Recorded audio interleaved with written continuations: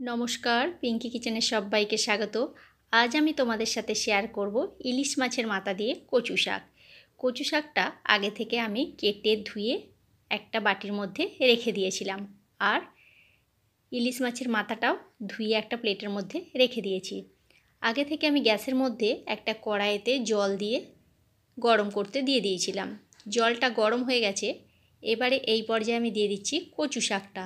তার মধ্যে দিয়ে দিচ্ছি সামান্য পরিমাণে একটু নুন আর হাফ চামচ মতো হলুদের গুঁড়ো।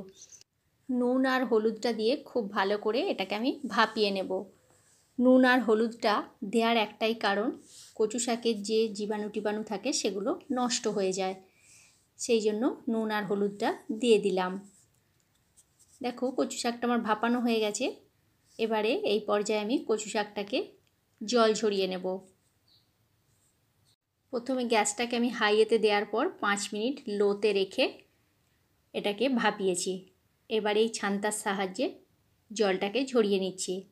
এইভাবে একটা ঝুড়ির মধ্যে তুলে নিলাম, আর বাকি যে নোংরা জলটা রয়েছে সেই জলটা ফেলে দিলাম। দিয়ে কড়াইটা ধুয়ে পরিষ্কার করে আবারও আমি গ্যাসের মধ্যে বসিয়ে দিয়েছি। কড়াইতে দিয়ে দিলাম বেশ কিছুটা পরিমাণে সরিষার তেল। তেলের মধ্যে দিয়ে দিচ্ছি হাফ চামচ মতো হলুদের গুঁড়ো।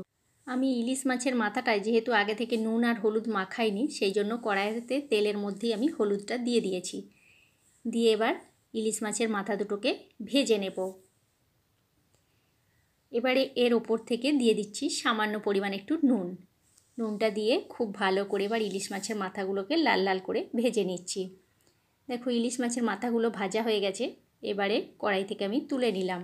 এবারে ওই তেলের মধ্যে দিয়ে দিচ্ছি 2টো শুকনো লঙ্কা আর একটু 5 ফোড়ন আর একটি তেজপাতা। ফোড়নটা কয়েক সেকেন্ডের জন্য নাড়াচাড়া করে ভেজে নিতে হবে। ফোড়ন থেকে একটা মিষ্টি গন্ধ বের হওয়ার পর দিয়ে দিচ্ছি এখানে আদা বাটা। আদা আর জিরেকে আমি আগে থেকে বেটে রেখেছিলাম, সেই আদা জিরে বাটাটা দিয়ে দিলাম। দিয়ে তেলের মধ্যে খুব ভালো করে মশলাটাকে কষিয়ে নিতে হবে, যাতে আদার কাঁচা গন্ধটা চলে যায়।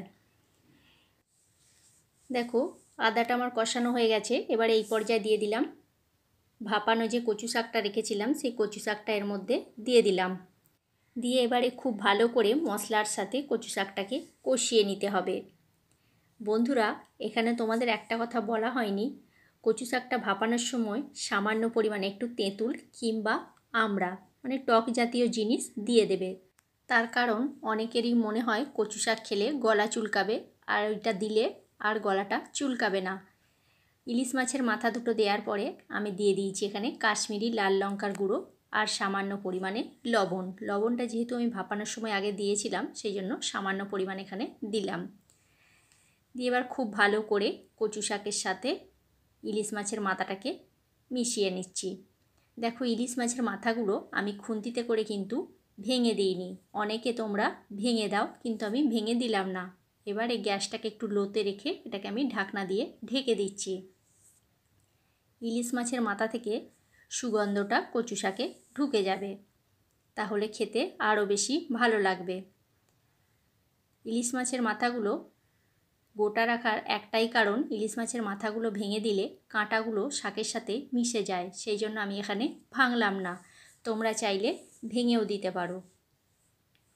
বন্ধুরা, এই কচু শাকের রেসিপিটা তোমাদের কেমন লাগলো অবশ্যই কমেন্ট করে কমেন্ট বক্সে জানিও তোমরা। আর ভালো লাগলে আমার চ্যানেলটা সাবস্ক্রাইব করার অনুরোধ রইল। আর ফেসবুক পেজ থেকে দেখে থাকলে আমার পেজটি ফলো করে নিও। একটু সময় ধরে গ্যাসের ফ্লেমটা লোতে রেখে রান্নাটা করে নিতে হবে। দেখো, রান্নাটা সম্পূর্ণ আমার তৈরি হয়ে গেছে। কত সুন্দর দেখতে হয়েছে, আর গরম ভাতের সাথে কচু শাকটা দারুণ খেতে লাগে। গ্যাসের ফ্লেমটা আমি অফ করে দিচ্ছি, দিয়ে এটাকে নামিয়ে নিলাম। আজকের মতো তাহলে এইখানেই। নেক্সট ভিডিওতে দেখা হচ্ছে।